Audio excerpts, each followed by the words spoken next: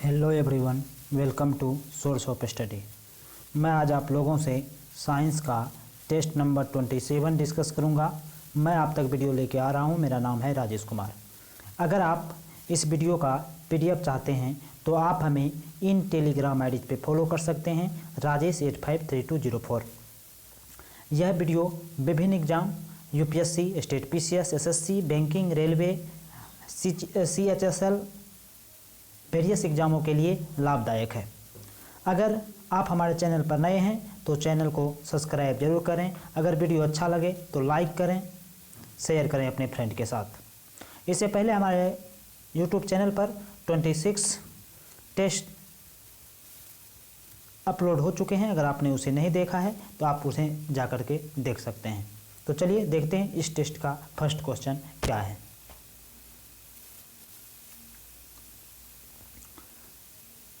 First question है, निम्न में से कौन सा लचीला और कोमल है धातु है? Option number A sulphur, option number B तांबा, option number C carbon, option number D phosphorus. क्या होगा इसका आंसर? ए, बी, सी या डी? इसका आंसर होगा ऑप्शन नंबर बी तांबा। तांबा लचीला और कोमल होता है और प्रकृति में तांबा जो है वह मुक्त और संयुक्त अवस्था दोनों में पाया जाता है। अगर संयुक्त अवस्था की बात करें, संयुक्त अवस्था में यह मुख्यतः सल्फाइड ऑक्साइड और कार्बोनेट अयस्कों के रूप में पाया जाता है। तांबा को उत्कृष्ट धातु कहा जाता है और यह एक संक्रमण तत्व है और मानव द्वारा सबसे पहले तांबा का प्रयोग किया गया था। और अगर इसके बारे में और कुछ बातें करें, जैसे कि क्वथनांक, तांबा का क्वथनांक जो होता है वह होता है 2310 डिग्री सेल्सियस, मतलब 2310 डिग्री सेल्सियस। और द्रव्यनांक की बात करें तो 1083 डिग्री सेल्सियस होता है। वहीं विशिष्ट गुरुत्व का बात करें तो 8.95 होता है। ओके, नेक्स्ट की ओर चलते हैं।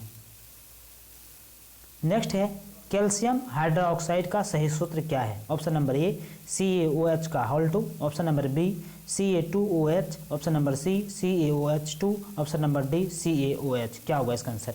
ए, बी, सी या डी?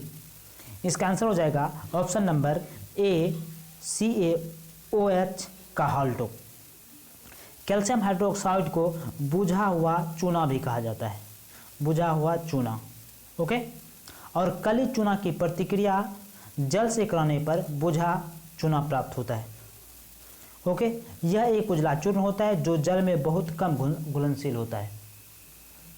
कैल्शियम हाइड्रो को हाइड्रोलिथ भी कहते हैं। कैल्शियम हाइड्राइड को हाइड्रोलिथ भी कहा जाता है। ओके, और कैल्शियम क्लोराइड का उपयोग हिम मिश्रण के लिए किया जाता है।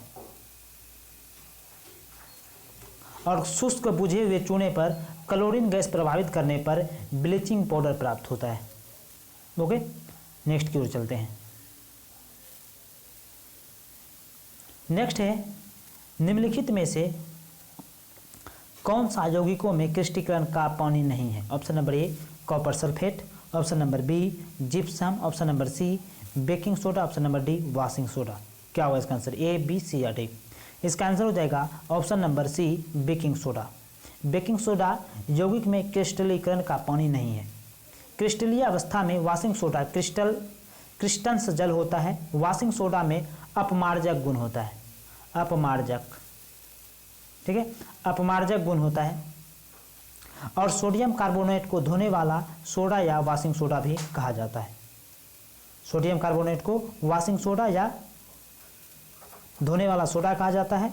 वॉशिंग सोडा का जलीय विलयन क्षारीय होता है और बेकिंग सोडा का प्रयोग पेट की अम्लता दूर करने के लिए, पेटली की अम्लता दूर करने के लिए भी की जाती है।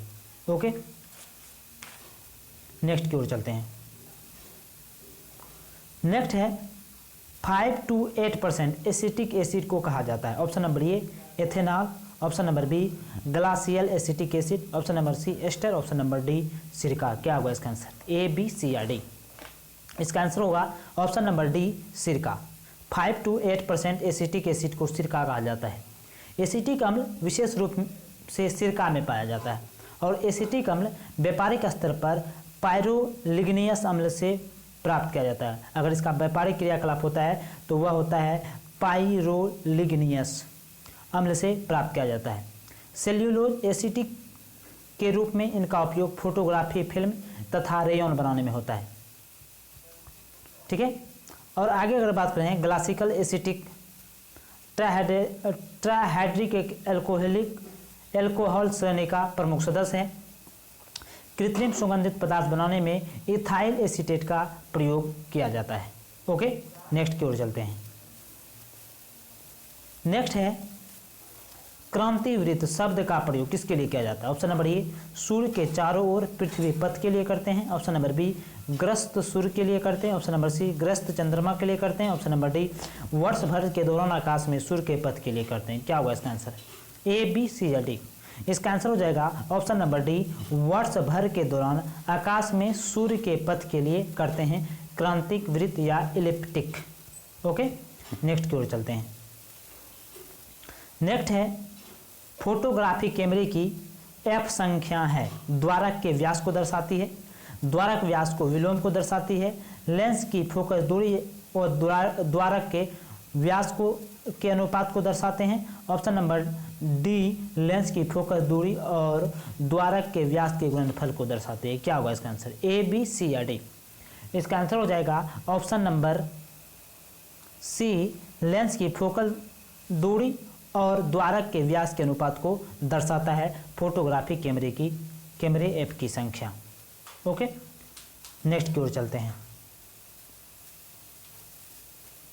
नेक्स्ट है पृथ्वी की औसत त्रिज्या r, औसत घनत्व d, गुरुत्व के कारण त्वरण का औसत मान g तथा सार्वत्रिक गुरुत्वाकर्षण स्थिरांक g आंकड़ों के अनुसार पृथ्वी के द्रव्यमान की गणना कीजिए। ऑप्शन नंबर ए केवल r और d, r मतलब क्या? औसत त्रिज्या और घनत्व के प्रयुक्त करके हो सकती है। ऑप्शन नंबर बी केवल गुरुत्वाकर्षण स्थिरांक और औसत मान त्वरण का गुरुत्व के कारण त्वरण का औसत मान को प्रयुक्त करके हो सकती है। ऑप्शन नंबर सी त्वरण का औसत मान, गुरुत्वाकर्षण स्थिरांक और औसत त्रिज्या करके हो सकती है।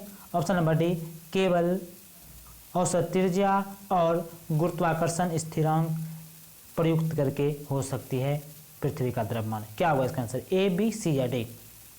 इसका आंसर हो जाएगा ऑप्शन नंबर ए केवल औसत त्रिज्या और घनत्व प्रयोग करके पृथ्वी का द्रव्यमान प्राप्त की जा सकती है। ओके, नेक्स्ट की ओर चलते हैं।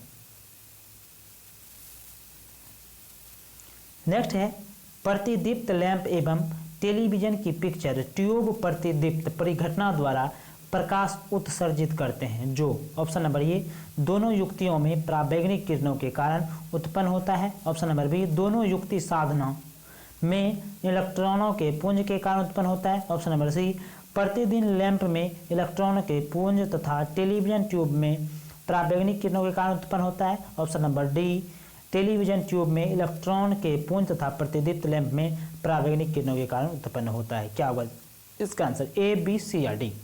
इसका आंसर हो जाएगा option number D television tube में इलेक्ट्रॉन के पुंज तथा प्रतिदीप्त लैंप के पराबैंगनी किरणों के कारण उत्पन्न होता है। ओके, नेक्स्ट की ओर चलते हैं। नेक्स्ट है विद्युत परिपथ में फ्यूजों की अपेक्षा लघु परिपथ भंजक अर्थात एमसीबी की प्राथमिकता दी जाती है, क्योंकि ऑप्शन नंबर ए एमसीबी ओवरलोडिंग का वहन आग लगे बिना कर लेता है। ऑप्शन नंबर बी फ्यूज की तुलना में एमसीबी सस्ता है। ऑप्शन नंबर सी ओवरलोड को दूर करने के बाद को एक लीवर दबाकर पुनः सेट किया जा सकता है। ऑप्शन नंबर डी फ्यूज उचित कार्य दर की धारा के अनुसार उपलब्ध नहीं होते हैं। क्या होगा इसका आंसर? ए, बी, सी या डी? इसका आंसर हो जाएगा ऑप्शन नंबर सी ओवरलोड के दूर करने के बाद को लीवर दबाकर एमसीबी पुनः सेट किया जा सकता है। ओके, नेक्स्ट की ओर चलते हैं। नेक्स्ट है कटहल में खाने योग्य भाग है। ऑप्शन नंबर ए सहपत्र, ऑप्शन नंबर बी सहपत्रक, ऑप्शन नंबर सी सहपत्र और परिदलपुंज, ऑप्शन नंबर डी परिदलपुंज। क्या होगा इसका आंसर?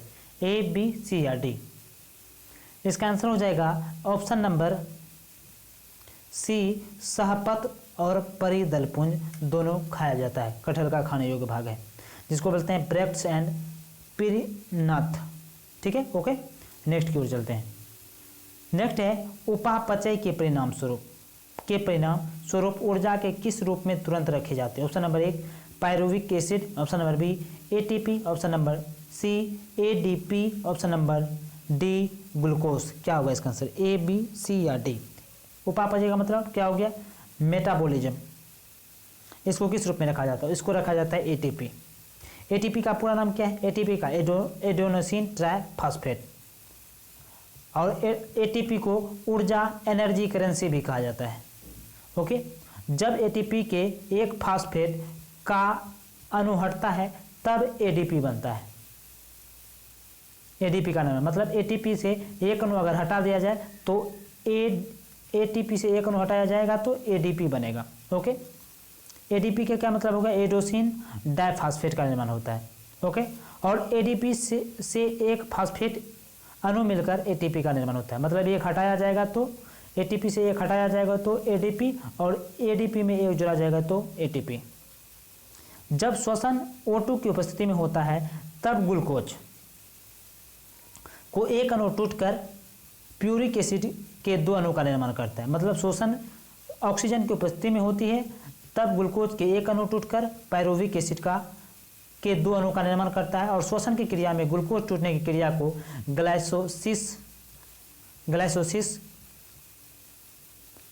कहा जाता है, और ग्लाइसोसिस में 4 एटीपी एडिनोसिन ट्राइफॉस्फेट का निर्माण होता है, जिसमें 2 एटीपी खर्च हो जाता है और 2 एटीपी बच जाता है।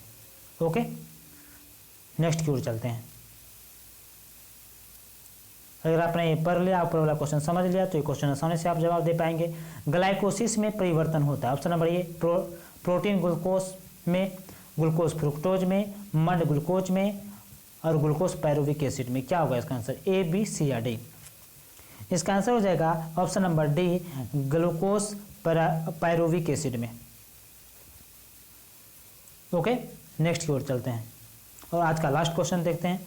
आज का लास्ट क्वेश्चन है, किस ताप पर एंजाइम अधिक सक्रिय होते हैं। Option number A 30 degree Celsius, option number B 40 degree Celsius, option number C 20 degree Celsius, option number D 62 degree Celsius. क्या होगा इसका आंसर, ए बी सी या डी। इसका आंसर हो जाएगा option number B 40 degree Celsius.